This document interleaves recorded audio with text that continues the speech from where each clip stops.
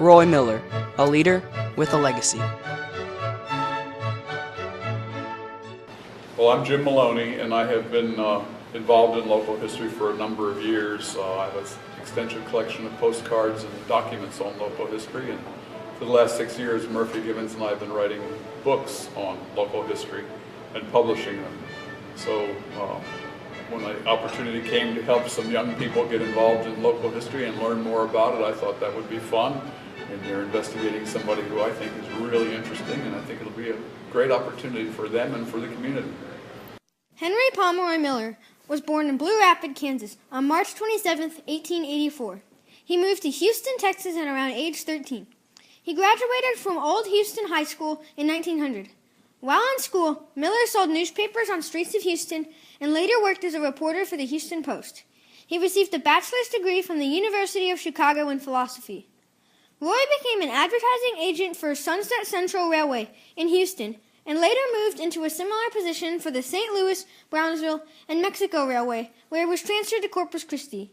Roy went to work for the King Ranch in September 1904. He married Maud Heaney in 1906. Afterwards, he returned to the newspaper business and was editor of The Caller from 1907 to 1911.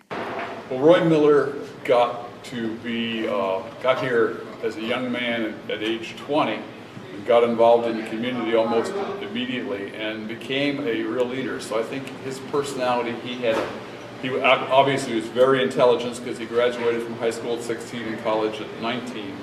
And then he got involved in the city almost immediately. And I think that his personality as a leader made him able to help Corpus Christi turn into a new city and grow from the 10,000 or so people that were here when he got here into a city of over 100,000 by the time he died in 1950. After Roy Miller was elected mayor, he immediately and with great enthusiasm focused his energies on bringing Corpus Christi into the 20th century. By the end of his first 3 years as mayor, Roy Miller had managed to oversee the installation of a modern water system, the paving of more than 12 miles of roads, and the creation of 26 miles of underground sewer lines, and initiate a trolley line. 7 trolley lines accommodated 14 cars. This made bathhouses and beaches more accessible to tourists and increased business. Roy Miller also beautified Corpus Christi's unsightly bluff. A concrete bluff balustrade was built with terraced walls to prevent erosion. Italian sculptor Pompeo Capini was commissioned to design a fountain, a beautiful lady with Father Neptune and Mother Earth on each side. Roy Miller also supervised the construction of a new city hall and municipal wharf and established Corpus Christi's first professional and paid fire department with 2 triple-motor pumpers. Roy Miller was also very business-minded. He joined the Commercial Club, the precursor organization to the modern-day Chamber of Commerce, and brought new life to the organization by recruiting new entrepreneurs and businesses. During his service as mayor, Miller tried repeatedly to bring a deepwater port to Corpus Christi. He believed that such a port would create economic growth for the city and help area residents transport goods in and out of Corpus Christi. Before Miller could bring his dream of a deepwater port to fruition, he lost his mayoral post to Gordon Boone in 1919. The newly selected city commissioners were not interested in the seawall or port, and it seemed that Miller's dreams were lost. Then, Mother Nature intervened. On September 14, 1919, Corpus Christi was hit by a devastating hurricane. Hundreds of residents perished. Whole families were swept out into the bay by the storm surge and drowned. It was the worst disaster in the history of Corpus Christi. Mayor Boone appointed Roy Miller chairman of the Citizens Relief Committee to oversee the storm recovery efforts. The tragedy proved to be the galvanizing force the city needed in its quest for a port. Years later, when the port was finally opened, Roy Miller would say, "While it cannot and ought not be said that the port of Corpus Christi is a creature of circumstance or the child of disaster, It is undeniably true that the realization of a dream of more than half a century was hastened by the disastrous storm of September 14th, 1919. Thanks to Roy Miller, the city was able to obtain funding of the seawall. Then, the Rivers and Harbors Committee accepted a proposal for Corpus Christi to be resurveyed for possible harbor facilities. However, someone had to convince the chief engineer of the Rivers and Harbors Committee, Major L.M. Adams. Once again, Roy Miller saved the day. Miller took Adams deer hunting on the King Ranch.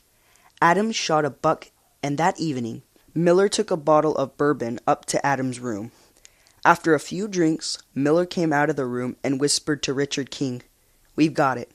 Sure enough, Adams recommended Corpus Christi as the best location for a new port.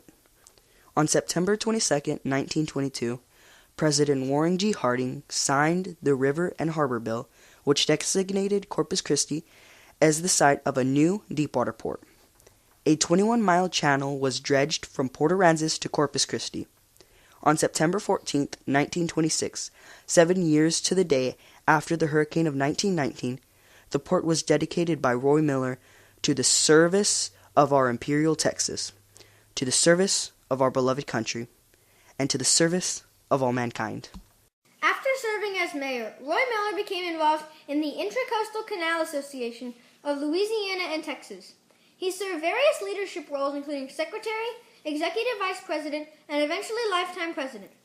In the 1930s, he worked to promote the Intracoastal Canal. For 18 years, Roy was the president of the Navy League. Roy Miller enjoyed working on Corpus Christi's bays and oceans. He lived to see the Gulf Intracoastal Waterway near completion. The Intracoastal Canal was his hobby for over 25 years. Roy Miller was also instrumental in bringing the Naval Air Station to Corpus Christi. Congressman Richard M. Clayburgh worked for 3 years in conferences with authorities in Washington, D.C., culminating in the Naval Board visiting Corpus Christi in September 1938. Roy Miller was among those who met with Admiral Hepburn and his board. The report following their visit commended Corpus Christi Bay as the most suitable terrain, both land and water, for the establishment of a naval air station for training. Congressman Clayburgh praised Roy Miller, who was the special local waterways representative, declaring that Roy Miller has worked closely with me on this and has been of invaluable service. In April 1939, the local Chamber of Commerce, through Roy Miller and Congressman Clayburgh, pledged $50,000 as the community's contribution towards the purchase of the land for the Naval Air Base. The Naval Air Station officially began in June 1940, and it currently has an economic impact of $2.7 billion. In recognition of Roy Miller's many contributions to the city of Corpus Christi, the local high school, previously named Corpus Christi High School, was renamed in his honor in front of his family on April 15, 1948. Because Roy Miller helped Corpus Christi develop so much, the city felt that it needed to honor him. They did this by naming the school after him.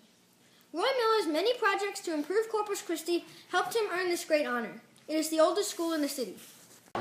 Well, I think his greatest legacies are the growth of the city. The fact that when he started out as mayor, we did not have paved roads or sewers, or a lot of the bayfront was along Water Street. And when he died, we had grown from 10,000 people to 100,000 people. The city was a city with streets and sewers and all the modern conveniences, and in addition to that, we now had a seawall, and we had become a leading port in the country. He was able to help us recover from the 1919 hurricane, then use those same energies to get the Congress to designate Corpus Christi as a major port, and then make that port grow until by 1950 we were connected to the intercoastal waterway. And all of that was his legacy, because he was in Washington, D.C. for many of those years lobbying for opportunities for the city.